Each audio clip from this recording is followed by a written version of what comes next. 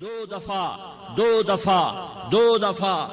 دفعہ آسمان کے فرشتے روئے ہیں. ایک 4000 سال پہلے جب ابراہیم بوڑھا باپ 96 سال کی عمر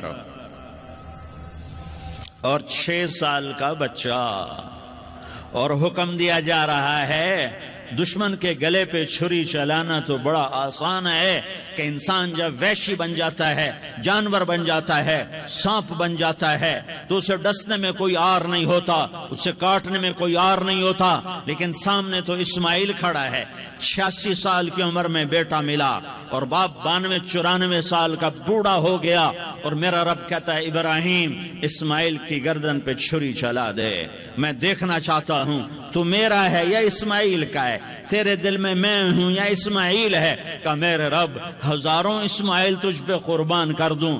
چھری اٹھائی، فلسطین سے چلے اور پہنچے مکہ مکرمہ. بیوی سے کہا بچے کو تیار کرا دو، سیر کرانے لے جا رہا ہوں. بچے کو تیار کرایا. آج پہلی دفعہ بچہ باپ کو دیکھ رہا ہے، انگلی پکڑ کے اچھلتا ہوا جا رہا ہے، میرا ابا مجھے سیر کرانے لے جا رہا ہے، یعنی خبر کے چھری کے نیچے سے گزارنے لے جا رہا ہے. اور لیاری والوں کو پیغام دینے جا رہا ہے کہ اللہ پر ہر شے قربان کرنا سیکھو، اللہ کے لیے ہر جذبہ چھوڑنا سیکھو، ہر شے سے ہٹنا سیکھو. جہاں اللہ ناراض ہے ہٹ جاؤ، ہٹ جاؤ، ہٹ جاؤ. ہارنا پڑے ہار جاؤ، مٹنا پڑے مٹ جاؤ، لٹنا پڑے لٹ جاؤ، دھکے کھانے پڑے کھا لو کھا لو کھا لو. کہ دنیا میں سب سے زیادہ دھکے کھانے والا میرا حبیب محمد مصطفیٰ. مجھے لیاری کا کوئی گھر دکھاؤ جہاں غریب نے پیٹ پہ پتھر باندھا ہو. آؤ میں تمہیں دکھاتا ہوں. میرا نبی مسجد نبوی میں بیٹھا ہوا ہے اور ایک صحابی آتا ہے اور آ کر یوں کپڑا اٹھاتا ہے، کہتا یا رسول اللہ ادھر دیکھو، میں نے پیٹ پہ پتھر باندھا ہوا ہے، بھوک کی وجہ سے میں سیدھا نہیں ہو پا رہا. دو جہان کا سردار، مقام محمود کا مالک، عرش فرش پر جس کے نبوت کے ڈنکے، محمد جس کا نام، احمد جس کا نام، طٰہٰ جس کا نام، یاسین جس کا نام، پیٹ سے کپڑا ہٹاتا ہے اور فرماتا ہے دیکھ میرا صحابی، تیرے پیٹ پر ایک پتھر ہے، میرے پیٹ پہ 2 پتھر بندھے ہوئے ہیں، میرے پیٹ پر 2 پتھر بندھے ہوئے ہیں. ہاں ابراہیم نے چھری نکالی، بیٹا تیرے ذبح کرنے کا حکم ہو چکا ہے. بیٹا کہتا ابا جلدی کر، دیر کیوں کرتا ہے؟ ہاں کہانی سنانی ہے لیاری والوں کو. ایسی اولاد بناؤ، ایسے باپ بنو، اللہ کے امر پر یوں قربان ہونا سیکھو. اور اب معصوم بچے کو حیران ہو کر ابراہیم دیکھتا ہے، بیٹا تجھے پتا ہے میں کیا کہہ رہا ہوں؟ کہاں پتا ہے؟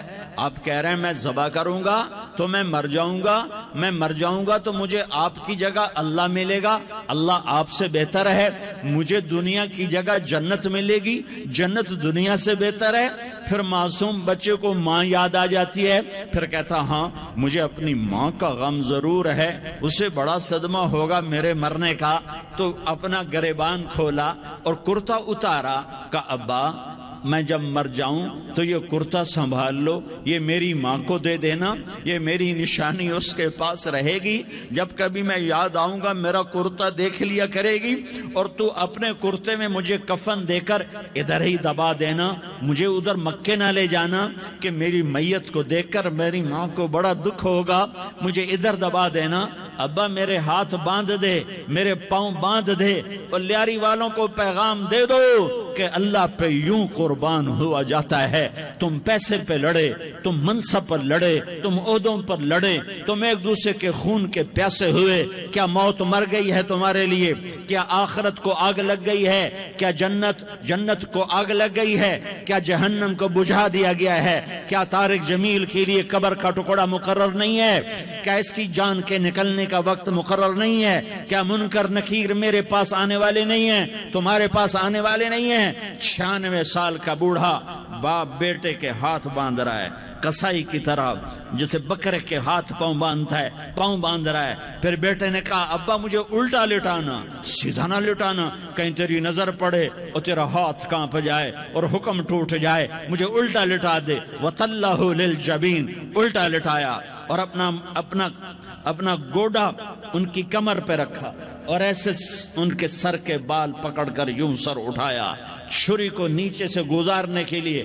ایک ہاتھ میں سر کے بال، ایک ہاتھ میں چھری، گوڈا اس کی کمر پر، اور یوں آسمان کو دیکھا. ہائے ہائے، کائنات ہل گئی، ابراہیم کی نظر آسمانوں پر گئی. کیا فرشتوں میں ہلچل مچ گئی. فرشتوں کو کیا خبر کہ آگے کیا ہونے والا ہے. کہنے لگے یا اللہ، کیا تو مجھ سے ناراض ہو گیا ہے کہ اسماعیل کی محبت نے میرے دل میں جگہ پکڑ لی ہے؟ یہ لے تیرے نام پہ قربان کرتا ہوں. ناراض نہ ہونا، تجھ پر ہر شے فدا ہے، ہر شے قربان ہے. یہی لا الہ الا اللہ کا مطلب ہے. چھری چلائی، جب یہ کہا یا اللہ میں تیرے نام پہ اسماعیل کو قربان کرتا ہوں، ساتوں آسمان کے فرشتے زارو زار روئے کہ فرشتوں کو نہیں پتا آگے کیا ہونے والا ہے.